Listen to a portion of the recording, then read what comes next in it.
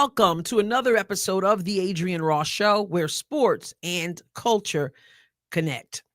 Now, everyone who's been paying attention to free agency in the WNBA would tell you that the Indiana Fever did better than any other team.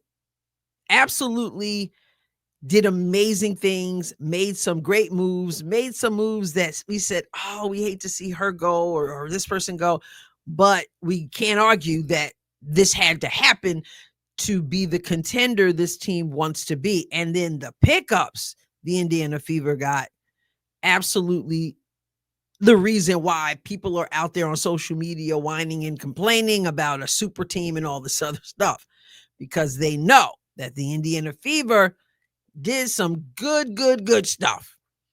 And one of the best pickups, if not the best pickup for the Indiana Fever, was the addition of DeWanna Bonner, someone who is 37 years old, but she's still balling out. She brings that veteran experience. She's got MVPs. She's got championships. She's got game. And she decided, I want to go to Indiana. Can't wait to work with Caitlin. Can't wait to work with Aaliyah. I love how the front office and Coach Stephanie White treat me. And I'm familiar with Stephanie White, obviously, because I played for her over Connecticut. Yeah, sign me up for the Fever. Now, I've already been on record as saying when I originally heard about it for a couple seconds, I'm like, is this what we want to do? The whole Connecticut thing, the Alyssa Thomas thing, I'm like, ugh. But almost simultaneously, I thought, but my goodness, what a great pickup for this team. And then we got to see the introductory press conference, how much she showed excitement about being here, how articulate she was about this organization, how complimentary she has been about the fan base. It started to feel really good. And many people were saying, we can't wait to see this thing in action. Now, what has now come out is that she had an opportunity to go to two other teams. Now, that's not really a surprise. I mean, if nobody else wanted DeWanna Bonner, I'm not sure the Indiana Fever would have wanted her anyway. And I believe she said as much during that press conference when the Fever welcomed her, that she had to think about it. And there were other opportunities, but she chose Indiana. We're going to look at this article and we're going to talk about what we know about where she could have gone. And I'm going to share with you why the choice for Indiana is a huge statement. SI.com has an article entitled WNBA Insiders Note Reason DeWanna Bonner Chose Fever Over Lynx and Mercury. So she had an opportunity to go to the Lynx and the Mercury, and she said, I'm going to Indiana. So Indiana Fever star DeWanna Bonner turned down two elite teams in free agency for a powerful reason. I say, indeed, it was a powerful reason. So the Indiana Fever cemented themselves as 2025 WNBA championship contenders when they signed two-time WNBA champion and six-time WNBA All-Star DeWanna Bonner in free agency earlier this offseason. So it goes on to say some of the things that I already said about the leadership she brings, about her ability on the court. Now, in a February 5th press conference from the Fever, Bonner is quoted as saying, I'm extremely thankful to be joining an organization that's on the rise and committed to growing women's basketball. And she wants to do her part to help get the team back to its championship pedigree. So going back to the days of Tamika Catchings, number 24.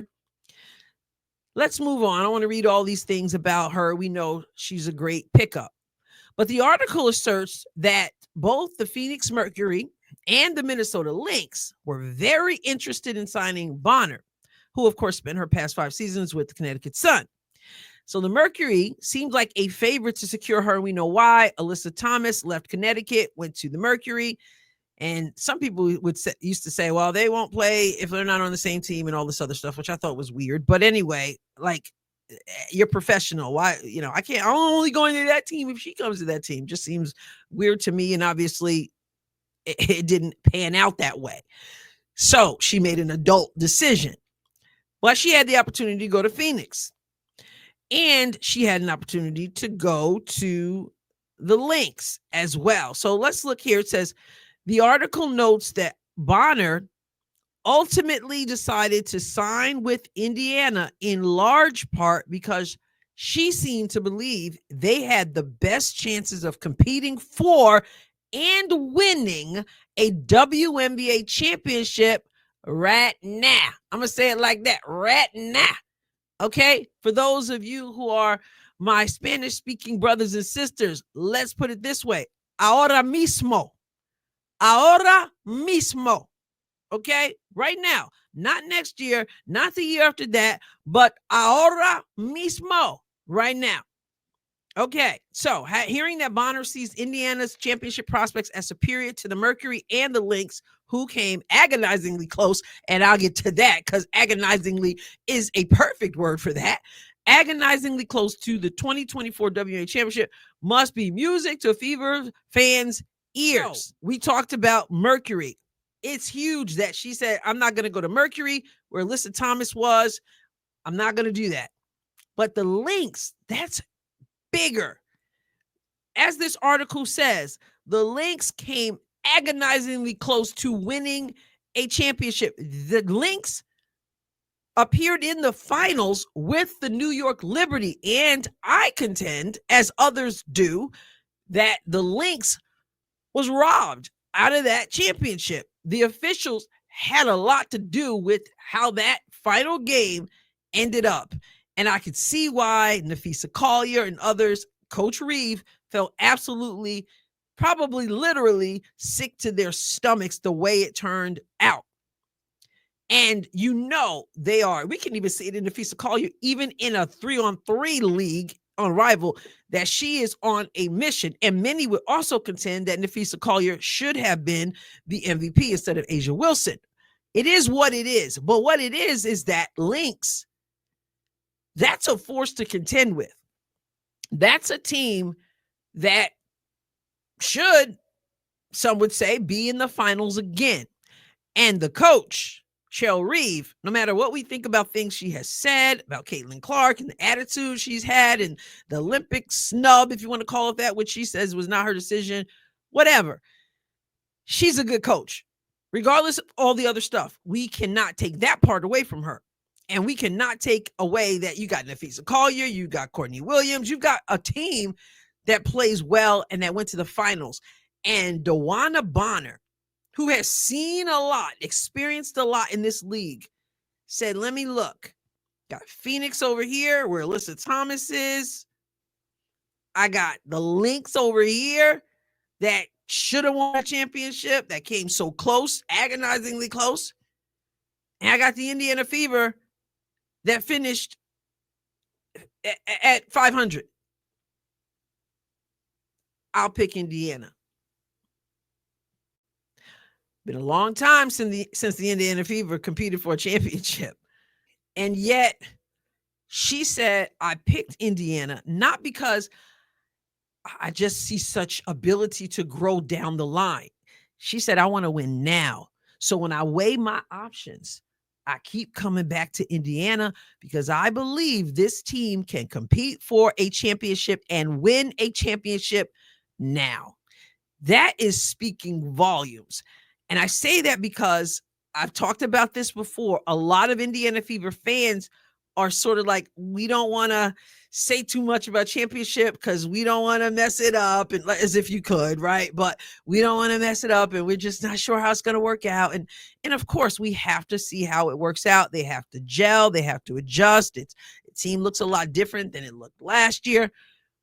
But here is a veteran player who's looking around at the pieces to the puzzles, and she keeps coming back that Indiana gives the best opportunity to win. So I feel like maybe as fans, it should be music to our ears, and we shouldn't be so nervous as to being anticipatory of something good happening. There are challenges. I've done videos on that. There are positives, big positives. I've done video on that.